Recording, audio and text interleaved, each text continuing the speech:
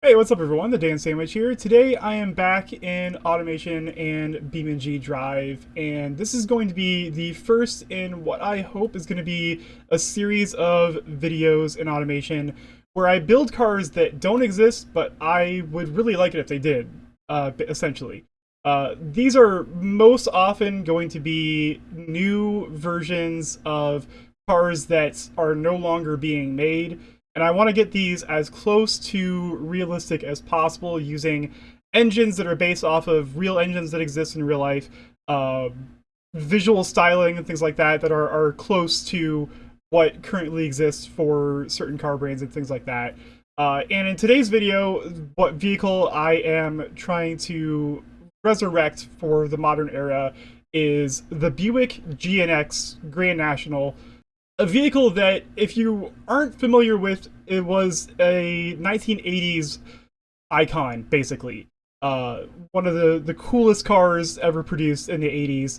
And I'm going to go into a little bit of the backstory of the Buick GNX if you're not familiar with it, and explain a little bit as to why I think it would be a really cool car to revive for modern car buying audience.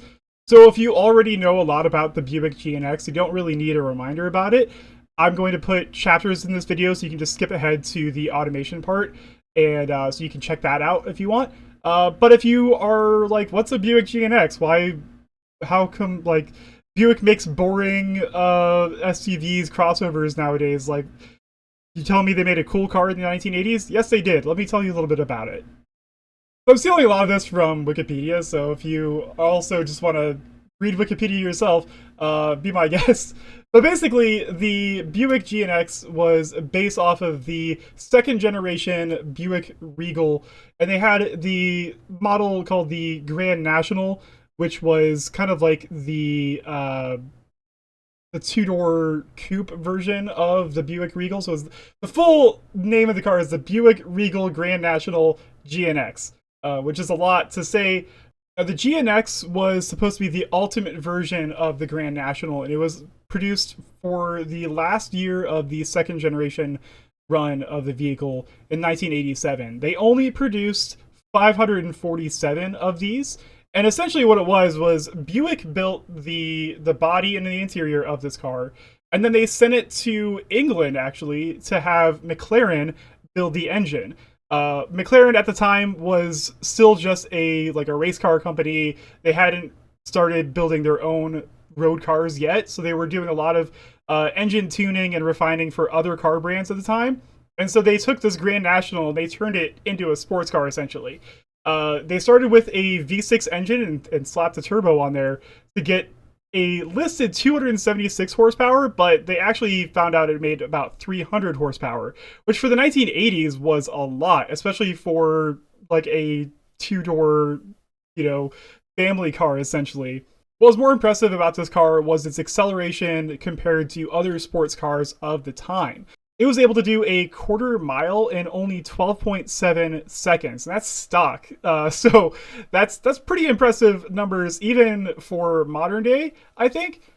But it was faster than the Ferrari F40 and the Porsche 930 at the time. Two sports car juggernauts. I mean, the F40 is like one of the best supercars of all time, and this thing could outperform it in a straight line.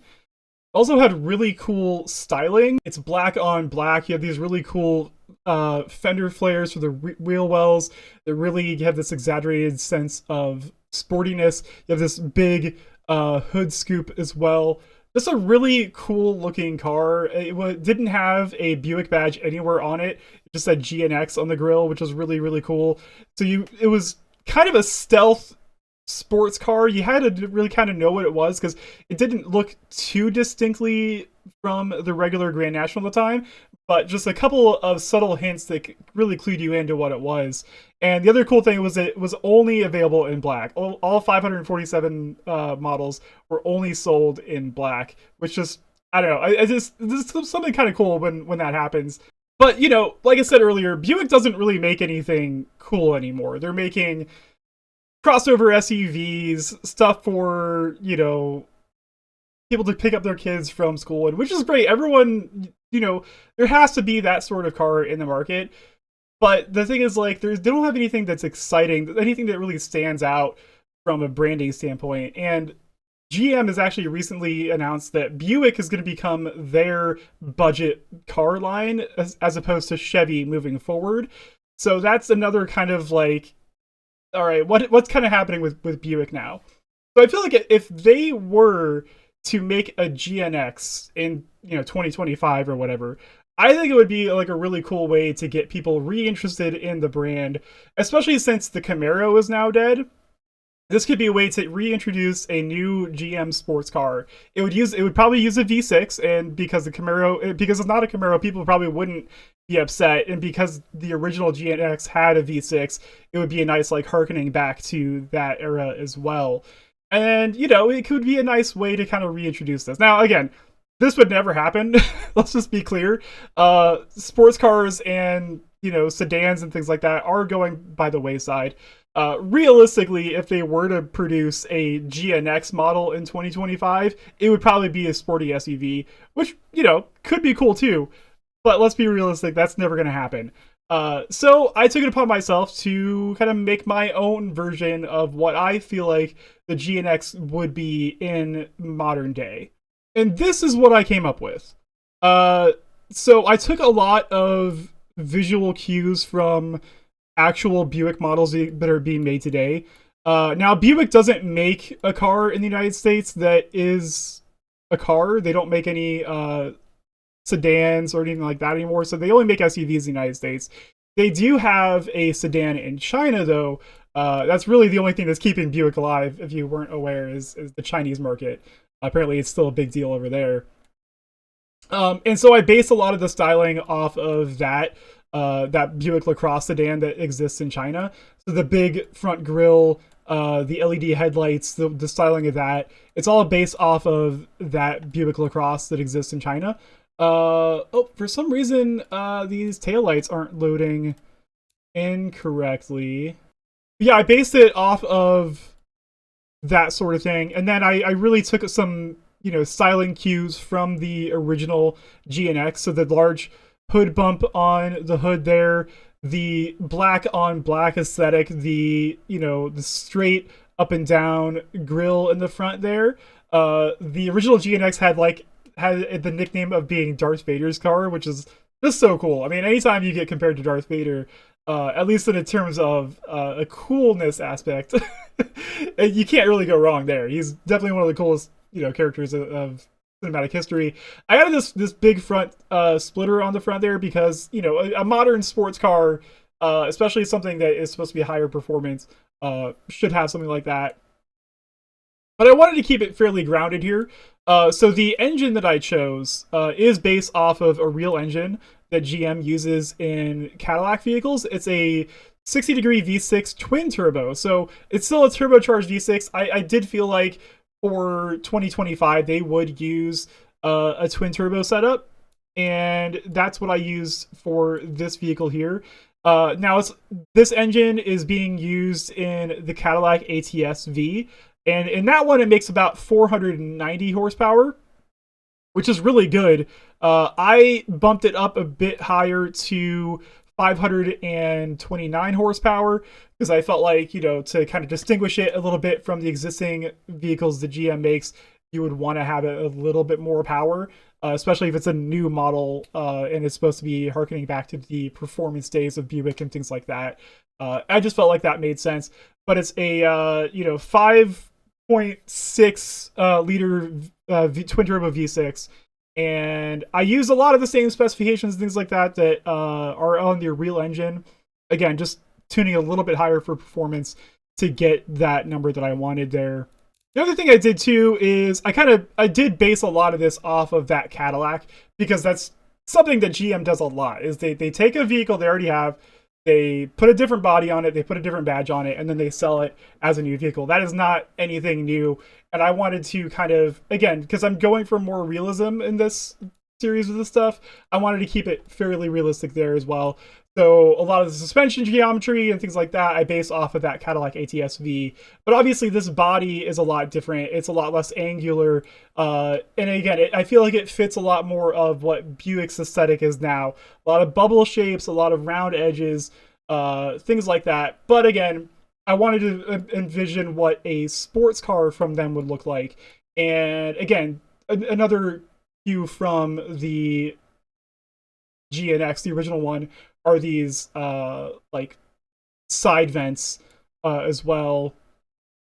But yeah, I mean, I don't know. Like, it's kind of hard to put yourself in the mind of like a different car company and not just do things the way you wanted to. But I feel like it was a fun challenge, especially, you know, sometimes with automation, I kind of lose focus, or I'm having a hard time coming up with something new. So, you know, basing it off of an existing vehicle's style and things like that, I felt like was a really fun challenge, and something, if you play this game, if that's something you want to do, I think it's a really fun way to kind of engage with this game, building something that, you know, is based on a real car, but different. So the performance isn't quite what I would want it to be for a new GNX, but that's part of this build. Again, keeping it grounded in reality.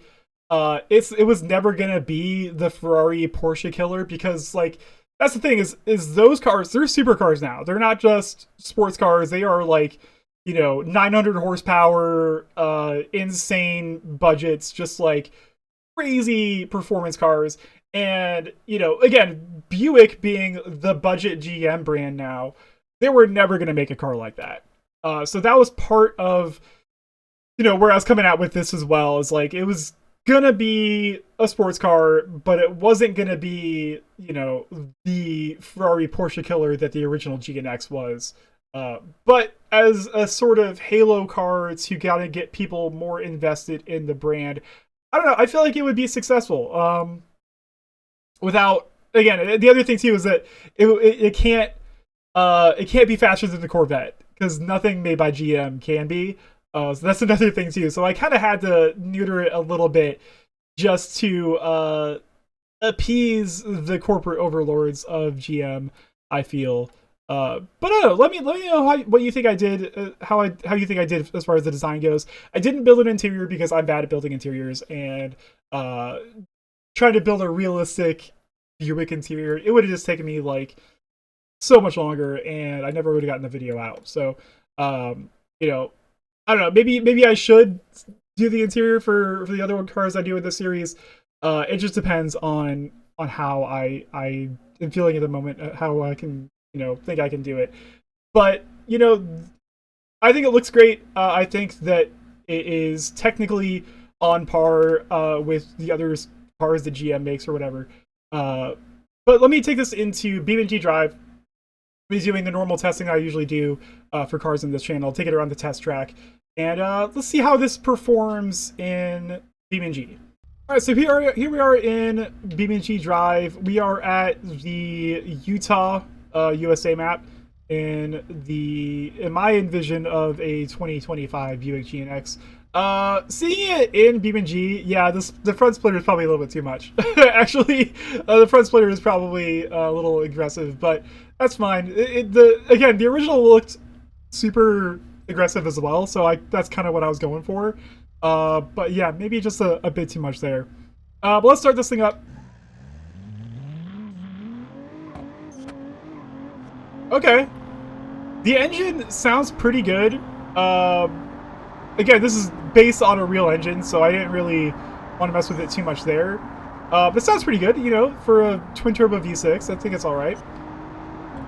I did equip a dual-clutch 8-speed transmission in this vehicle as well.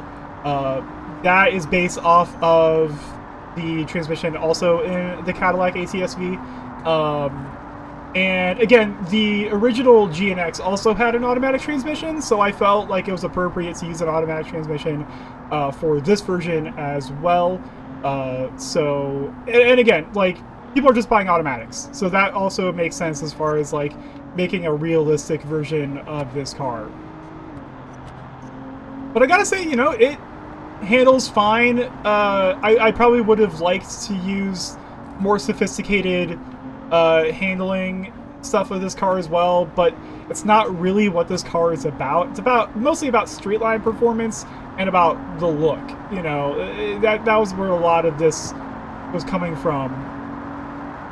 But yeah, I mean it's pretty fast. I mean it's not gonna beat Ferraris or Porsches or anything like that, but as something to kind of compete with, like a Ford Mustang or something like that, or the like maybe an upscale option if you're looking at like the oh shoot, we're gonna crash into the wall there. Maybe like if you wanted a more upscale version of the Toyota GR86 or the Subaru BRZ, something like that.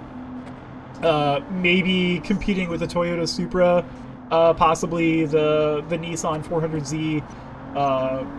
You know, there's a lot of really cool sports cars out there right now, and a lot of them use V6s or six-cylinder engines. I guess the Supra is a straight six, you know. But a lot of them are using, you know, six-cylinder engines, so it kind of makes sense for something like this to come along and challenge those and to get people more excited about Buick, you know. But yeah, I mean, it's.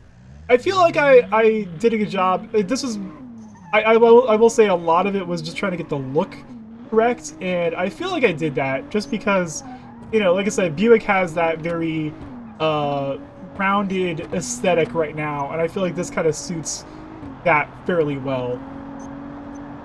And the black on black, I mean, it just looks cool. I mean, I feel like if you saw this pull up, you know, you might be like, well, Buick has that commercial, like, wow, that's a Buick? You would legitimately have to do a double take and be like, wow, that's a Buick? Because it looks mean, you know, despite the fact that it's still very bulbous and round.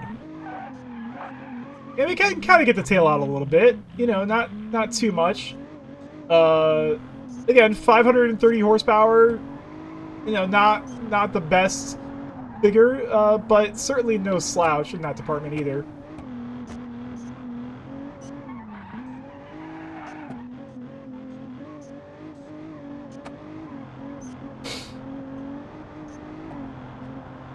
But it's cool, you know, it's just cool to have like an American sports car that kind of looks a little bit different from everything else, you know.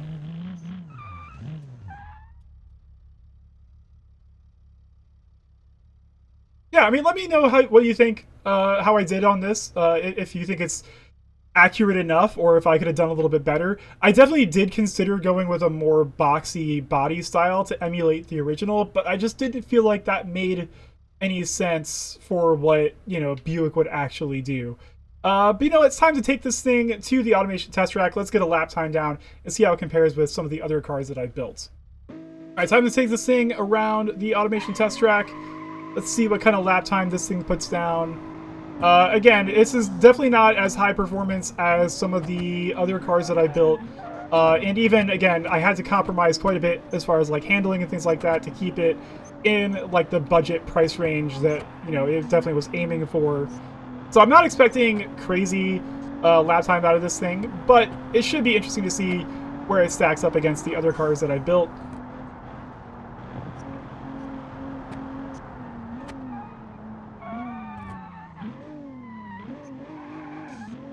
Oh, a lot of understeer, unfortunately. A lot of understeer.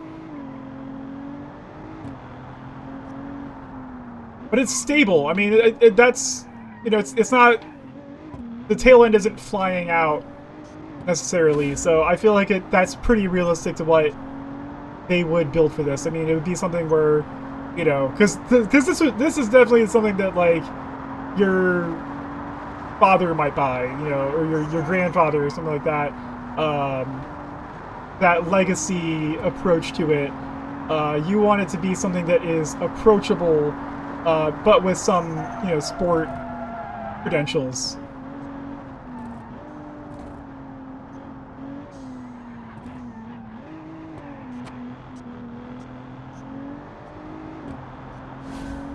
So far, so good. Definitely not going to be the fastest time I put down, for sure. but you know, it's not, doesn't feel slow at least. Oh, okay. It could be nimbler though. That's the thing. It's like it's just a little, I don't know. It's not exactly the sportiest thing, but again, Buick wouldn't make something that is a legitimate track day machine.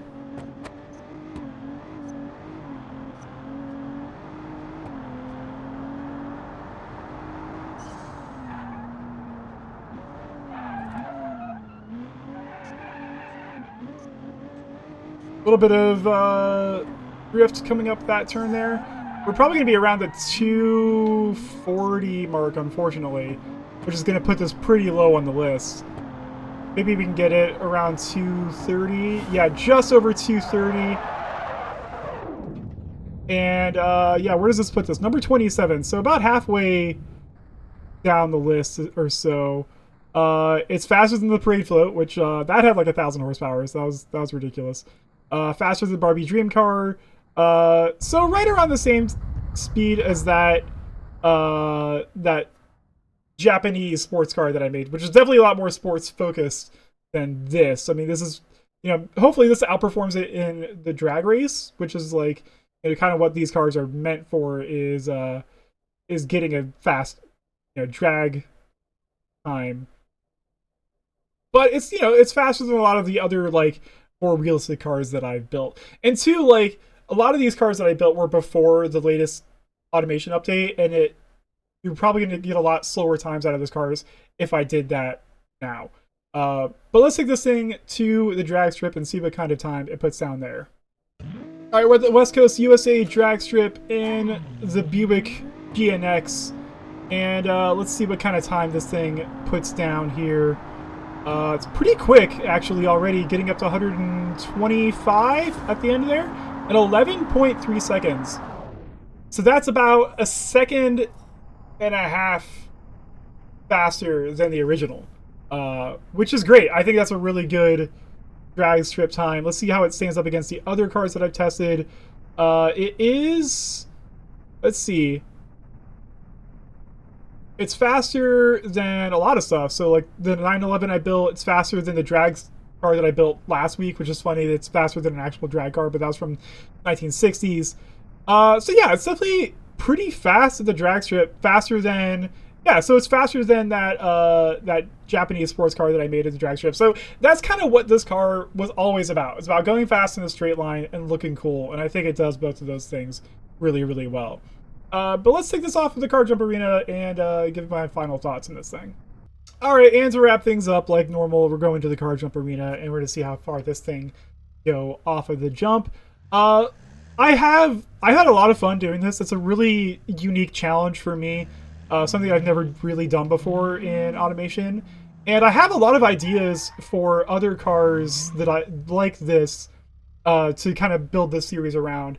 But if you have cars that you feel like have gone away and should be reintroduced in some way or fashion, let me know in the comments if there's other things you want to see me try to do, or if you have other builds that you've done that you want to show off that are like this. I'd love to see that as well. And yeah, let me know how you think I did as far as like resurrecting the GNX for the modern day. I think I did a pretty good job, you know, minus the fact that there's no interior. But yeah, let me know how you think I did and what else you'd like to see in this series. Of course, like always, if you want to like the video, that would be really cool. I know that helps me out. And subscribing to the channel is just another way that helps this channel out as well. Not sure how often I'm going to do this kind of video, but if there's a lot of response for it, then I'll definitely do more of these more often. This gives me the best idea of what I should be doing, essentially. But you know, that all being said, it's time to see how far this thing can go off the car jump arena. I'm not expecting the farthest distance, but you know, it's fairly powerful and it's not that heavy. It's like 3,200 pounds or something like that, so it's actually pretty lightweight for a sports car, at least a modern day one. Getting up to 180 miles an hour off the jump and going into a, well, right about the 400 marks. That's pretty impressive. It's gonna bounce pretty far as well. Oh, it bounced out of the pool. You don't see that very often. And off to the side there. There you have it. The 2025, we'll say, Buick Grand National GNX. The resurrection of a car classic in my opinion. But yeah, I hope you enjoyed this video. I had a lot of fun making it, and I will see you in the next one. Thank you. Goodbye, everyone.